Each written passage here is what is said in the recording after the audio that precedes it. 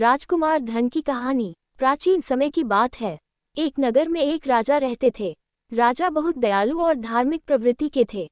उनकी रानी भी बहुत साध्वी और धर्म कर्म में विश्वास रखने वाली थी। राजा और रानी की कोई संतान नहीं थी, जिससे वे बहुत दुखी रहते थे। उन्होंने अनेक पूजा पाठ, व्रत और दान किए, लेकिन संतान की प्राप्ति नहीं हो पाई। एक दिन एक साधु उनके महल में आया और उन्हें आशीर्वाद दिया। साधु ने कहा, हे राजन, भगवान ने तुम्हारे दुख को सुना है। शीघ्र ही तुम्हें एक पुत्र की प्राप्ति होगी, लेकिन ध्यान रखना, तुम्हारे पुत्र की आयु केवल 16 वर्ष होगी। ये सुनकर राजा और रानी चिंतित हो गए, लेकिन पुत्र की प्राप्ति की खबर से वे खुश भी थे। समय बीतता गया और राजा रानी को एक सुंदर पुत्र रत्न की प्राप्ति हुई।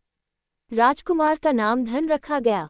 जैसे जैसे राजकुमार बड़ा हुआ, वह बहुत बुद्धिमान, वीर और सबका प्यारा बन गया। जब धन 16 वर्ष का हुआ, तब राजा और रानी को साधु द्वारा बताई गई बात याद आई। वे बहुत दुखी हो गए और सोचने लगे कि कैसे अपने पुत्र की जान बचाई जाए। राजकुमार की जन्मदिन की रात को राजा ने उसकी सारी देखभाल की और पूजा की तैयारी की। उस दिन भगवान धन्वंतरी की पूजा की जाती है, जिन्हें आयुर्वेद और स्वास्थ्य के देवता माना जाता है। राजा और रानी ने धनतेरस के दिन भगवान धन्वंतरी से अपने पुत्र की लंबी आयु की प्रार्थना की। भगवान धन्वंतरी की कृपा से राजकुमार धन की आयु बढ़ गई और वह दीर्घायु हो गया। इस प्रकार से धनतेरस की पूजा का महत्व आरंभ हुआ। इस दिन लोग भगवान धन्वंतरी की पूजा करते हैं और समृद्धि, सुख और स्वास्थ्य की कामना करते हैं।